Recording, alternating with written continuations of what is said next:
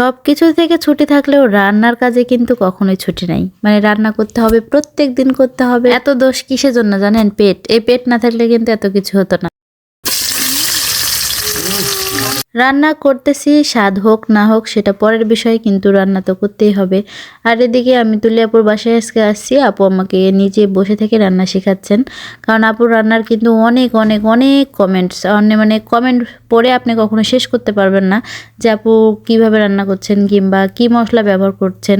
সেটা বিষয় না, বিষয়টা হচ্ছে যে আমি আজকে রান্না শিখবো। গ্রামে থাকি তো, গ্রামের মানুষরা বলে যার মন ভালো তার রান্না ভালো, আর যার মন ভালো না তার রান্নাও ভালো হয় না। এই জন্য তুলি আপুর কাছ থেকে একটু ভালো মন্দ রান্না করা শিখতেছি, কারণ সবগুলো এবার শুনতেছি ও কোন রান্না কোন ভাবে করতে হয়। আপনারা কিন্তু বুঝতেই পাচ্ছেন যে আপু কিন্তু আমার পাশে বসে একদম সবকিছু শিখিয়ে দিচ্ছে, মানে হাতে ধরে আর কি। মাশাআল্লাহ খুব ভালো লাগছে নিজের মধ্যে, কারণ মনে মনে ভাবতেছি যে আমি তো এইগুলো রান্না মোটামুটি শিখিয়ে যাচ্ছি। এটা কিন্তু অনেক ভালো কাজ। এখন আমি ভালো মন্দ সবকিছু রান্না সাহস করে করতে পারবো, আর বাড়ির সবাইকে খাওয়াতে পারবো। এরকম বোন পাওয়া কিন্তু ভাগ্যের ব্যাপার, আর বোন থাকাটা কিন্তু আসলেই অনেক দরকার। মায়ের পরে সবচাইতে আপন হয় বোন। বোনের কাছে নিজের দুঃখের কথা, সুখের কথা সবকিছু অনায়াসে শেয়ার করা যায়। আমি যে কাজ পারি না সেই কাজটা যদি পরম যত্নে এবং একটু ভালোভাবে কেউ যদি বলে কিংবা শিখিয়ে দেয় তাহলে কিন্তু সহজে আমি করতে পারি, কিন্তু দেখা যায় সেটা না করে পরক্ষণে অন্যরকম কথা হয়, যার জন্য মানসিকভাবে একটু কষ্টও পাই, আর সেই কাজে আমার মনও বসে না। সবচাইতে মজার বিষয়টা কি জানেন? সবচাইতে মজার বিষয় হচ্ছে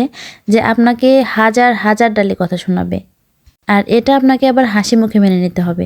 আপনি যদি সেখানে প্রতিউত্তর করেন তাহলে আপনি হবেন সবচাইতে খারাপ একটা মানুষ। 10 দিন সহ্য করতে করতে যখন একদিন আপনি সেটার মানে রিপ্লাই দিবেন, তখনই দেখবেন যে আপনাকে হাজার ডালে কথা শোনানো হচ্ছে। আর বর্তমানে তো দেখছি টাকা ছাড়া মানুষের কোনো মূল্য নাই। আপনার যদি হাজার হাজার টাকা থাকে কিংবা আপনার পকেট যদি টাকায় ভর্তি থাকে, তাহলে আপনার সম্মান আছে, সব কিছু জায়গাতে আপনার পজিশনও আছে। আর যদি শূন্য পকেটে থাকেন তাহলে দেখবেন আপনার আশেপাশের মানুষও আপনার সঙ্গে অনেকগুলো খারাপ ব্যবহার করছে। কি যুগ আসলো রে বাবা! আর এগুলো কিন্তু মেনে নিতে হবে, কারণ আপনি মেয়ে। যাই হোক, এইদিকে কিন্তু আমি ব্রয়লারের মাংস রান্না করছি আজকে, আর ব্রয়লারের মাংস আমার জন্য স্পেশালি আনা হয়েছিল।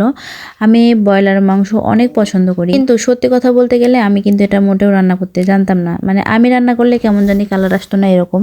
তারপর তুলি আপুর কাছ থেকে আজকে রান্নাটা শিখতেছি। মাশাআল্লাহ অনেক ভালো কালার আসছে। জানি না এই মানুষটা আর কি কি কাজ পারে না। মানে আমার কিউরিওসিটি হলো এটাই যে এই মানুষটা আসলে কোন কাজটা পারে না। এই মাংসটা রান্না করার জন্য কিন্তু এক ফোঁটাও পানি দেওয়া হয়নি। এটা যখন কষানোর জন্য দেওয়া হয়েছে তখন যতটুকু ঝোল বের হয়েছে ওটা দিয়ে মাংসটা কিন্তু পুরোপুরি সিদ্ধ হয়ে গেছে। কষানোর সময় অনেক মজা লাগতেছিল, মনে হচ্ছে যে তখনই খাওয়া যাবে ভাত দিয়ে, আর খাওয়াও যাবে কারণ মাংসটা অনেক সিদ্ধ হয়ে গেছে তখনই। আমার রান্না প্রায় শেষের দিকে। এই যে আমার তরকারি ফাইনাল লুক।